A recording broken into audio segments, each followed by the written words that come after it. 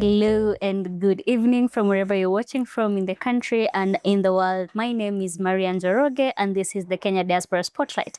With me, I have a young Kenyan returnee by the name Ian Kenji. He is quite interesting to talk to, into academia, into technology, and I would like him to tell us a little bit more about himself. Karibu. Oh, thank you very much, Maria. Thank you for having me. So my name is Ian Kenji. I'm a returnee. I'm a citizen abroad who's now just come back home.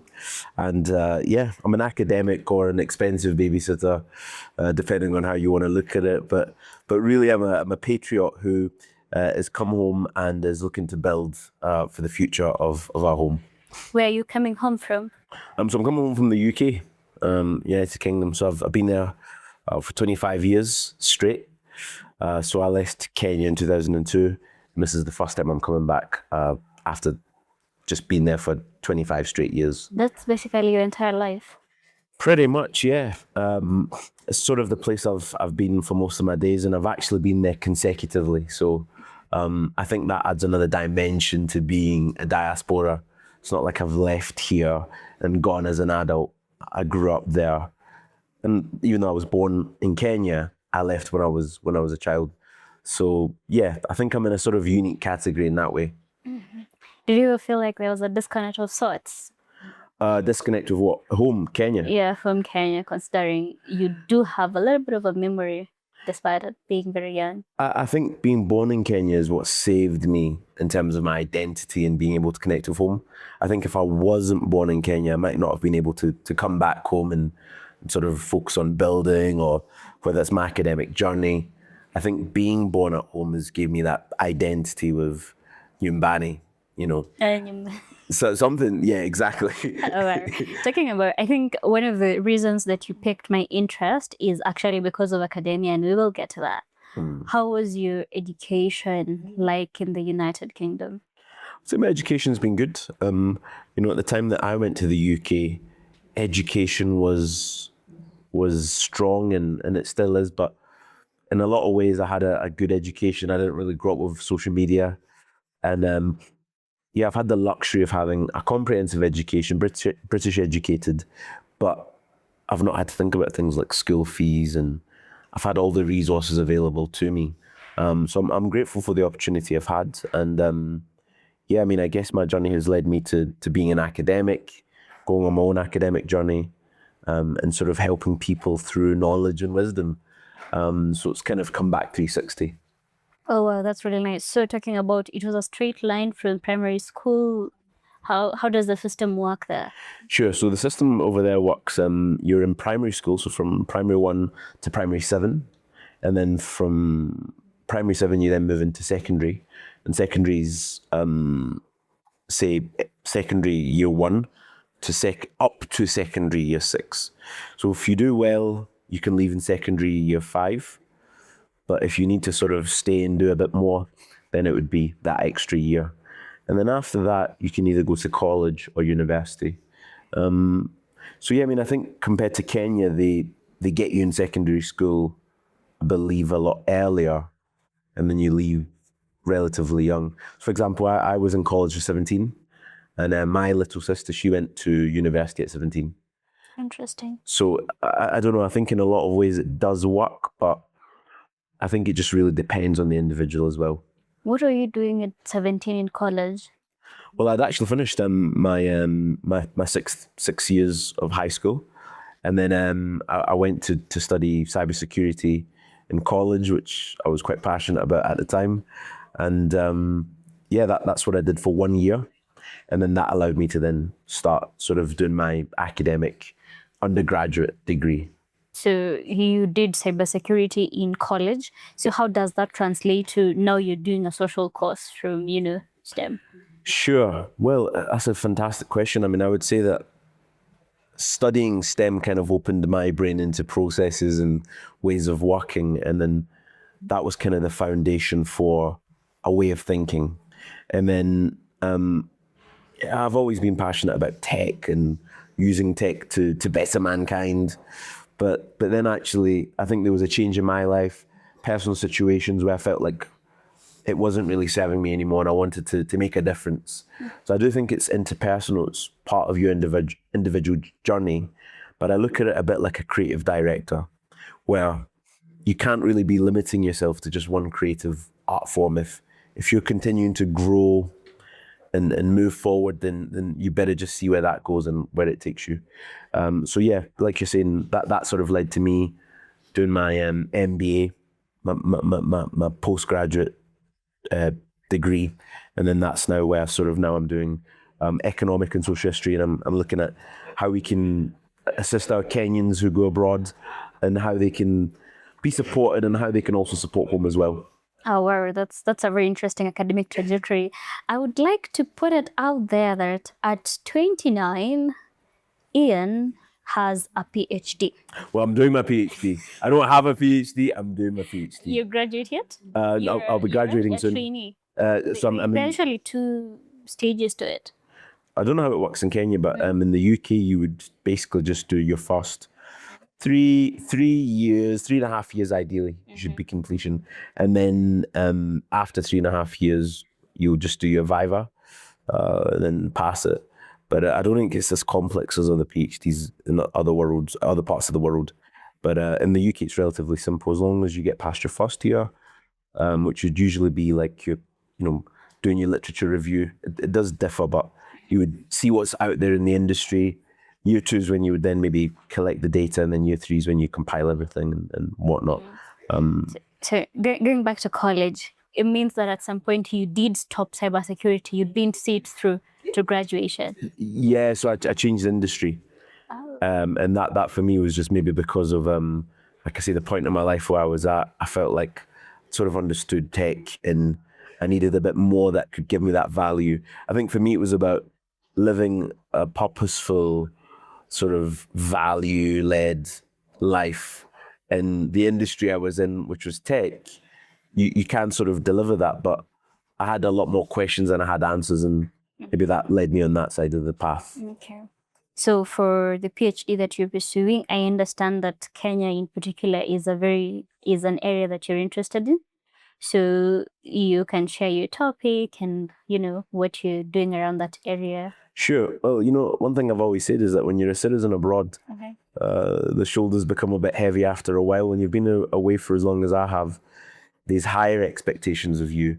People expect that you have money. People expect you to have all the answers. And in a lot of ways, I understand it. But at the same time, you do also have that individual calling to say, well, if you're well-read and you're well-traveled, then you want to come home, and when you do come home, you want to make a difference. So I think that was for me, my desire, like, how can I come home? I've been away for so long. And a lot of people might not understand, why have you been away for so long? Well, I've had my own individual journey that I've had to see through. So I've said to a lot of Kenyans that, I could have came home any time, but I decided to finish my journey, finish what I've started, go through the process, go through the system, and then be at a point where I can say, well, that's me finished. And I never really need to look back from that. And in a lot of ways, I think it was risky looking back, because that might not have been how it panned out. I might have then had kids and maybe decided to stay over that side and never made it back home. But I think for me, I knew that I had to be relentless with my pursuit and my journey. And so that's why I had to stay as long as I had and accomplish everything. And that kind of links directly with sort of what I'm looking into, because I do think as a citizen abroad that a lot of times there's always discussions around remittances and money. I kind of want to change that perspective and say, how can we look at the skills that we have? Because I'm not defined by my money, but I might be defined by what I know. And with what I know, I might be able to change people's lives on the ground. So that was for me a true and organic lived experience, which sort of meant that I had to go through the motions. But yeah, I think when you've been away for so long, you start to dissolve, and then it becomes important to really bring back some value. And for me, the PhD and all the knowledge I've accumulated is something that I can say, well, this is something that because I understand the system on the other side, this is something that I can really wholeheartedly give. And if that makes a difference to one person's life, then I'm okay with that. But yeah, that was kind of it for me. What can I come home with and give my people, because I felt like the price had been paid, that I'd been away for so long, and people might not understand it, but I think it's something that a lot of citizens abroad can relate to, but not many people at home might be able to understand. Have you kept in touch with maybe family or made any friends in Kenya while you were away? Well, I made connections with friends, and in some regard family, but you know, it depends how you left. How you left home depends how you come back home, you know. But you were so young. And that's the whole point. You know, the relationships that you tend to form are, I mean, I think from 0 to 5. So if you've then not got your school network, maybe, remember the time I left was 2002. So it's not like the time we're in now where these Facebook, Instagram, WhatsApp, TikTok. Back in my time, it was like postcards and calling cards. And calling cards were expensive when you were over on the other side. So you might not have that much time to speak to family. You might not have time to curate those relationships. And these are some of the lived experiences that I've had that I can talk about, because it's been something, you know, I left in 2002. And times have changed from then to now. But I know how that period was. So that is something that I think, and I've said this before, that when you're a citizen abroad, generally you're going to pay a price of some kind. It could be a language, it could be a culture, it could be family relationships, it could be friendships, it could be identity. There's a lot of different things that you face on the front lines when you're over there. And a lot of it's hard to understand. So yeah, that's something that I'm looking forward to, building relationships with family, friends, and reconnecting with them. Connecting with people. I really hope it does go well for you. This is your third day in Kenya? No, well, yeah, in this particular instance, yes, third day in Kenya. Third day in Kenya. And yeah, I mean, it's quite staggering for being away for 25 consecutive years. How are you finding it? The weather, the food, the people? I mean, I just feel like it's paradise. But then again, I could be biased, because a lot of people here want to go on the other side.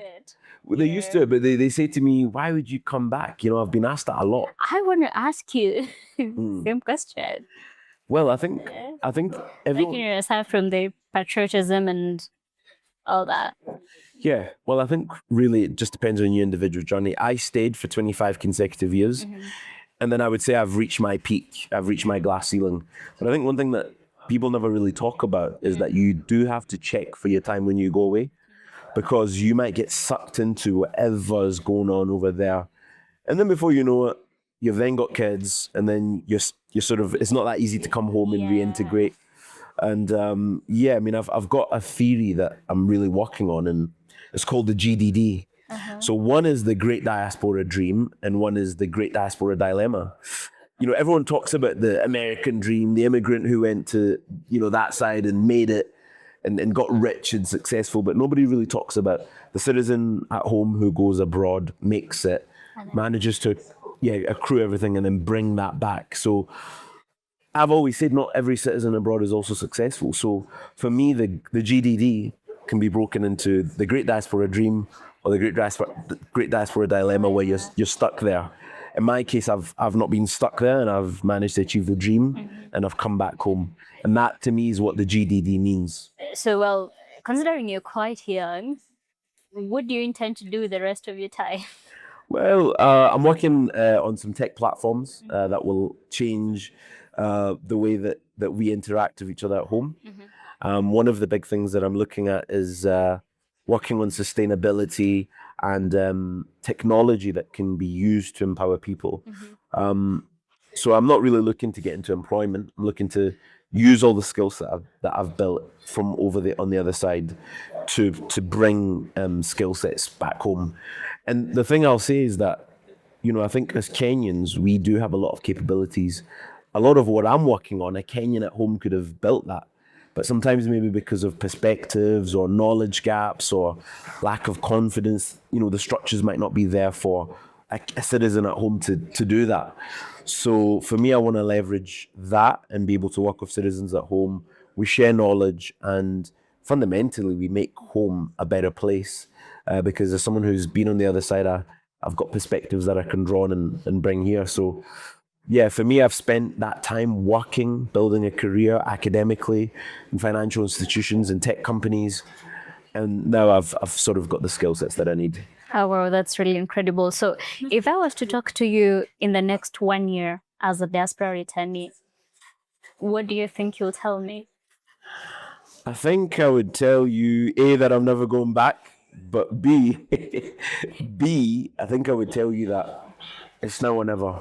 Take the risk or lose the chance. I think one of the biggest challenges that you're going to face as a citizen abroad is that as you're away for so long, at home, you know, as the economy and society goes on the upside, people on the ground here will also go on the upside. But if you're away, you miss that opportunity. So I think for me, it's not just what I would tell myself, it's what I would tell other citizens abroad, that A, you need to check for your time, but B, make sure that if you're leaving an emerging economy in the global south and you're going into a G7 nation, upskill yourself and be able to empower yourself so that A, you can come back home, but B, you don't spend so long away and then it becomes hard for you to reintegrate back home, and then you're stuck with the other side of the GDD, which is the great diaspora dilemma. Make sure that you really empower yourself to be able to come home, and really that means coming up with your own GMP, the grand master plan. And I came up with mine to be able to come back home. So I think it's a mindset and a paradigm shift. And yeah, I think what I would say to myself a year from now would be, well done for taking the plunge. I certainly hope so. But it's early to tell, but I think that's what I would like to say to myself, that, yeah, well done for making the decision to come home and to take that risk. I definitely hope that I will see you 1 year later, because I rarely talk to diaspora returnees. I think you're actually the first one that I've talked to, so this is quite a start. Oh, wow. So I'm looking forward to see how your journey goes, and I do hope that you find it very easy to integrate with your community, and that, you know, you don't have too much of a culture shock trying to come back, because at the end of the day, you're Kenyan at heart. Yes, I'm a child of the soil. I'm born in Kenya. I'm here. I'm from the village, and that's it. You know. It's okay. So yeah. No, thank you very much. That means a lot. Yeah, that's great. So all the best. Thank you very much for catching up with us from the Kenya Diaspora Media. Make sure to follow us on all social media platforms. Goodbye, and I'll see you in the next time.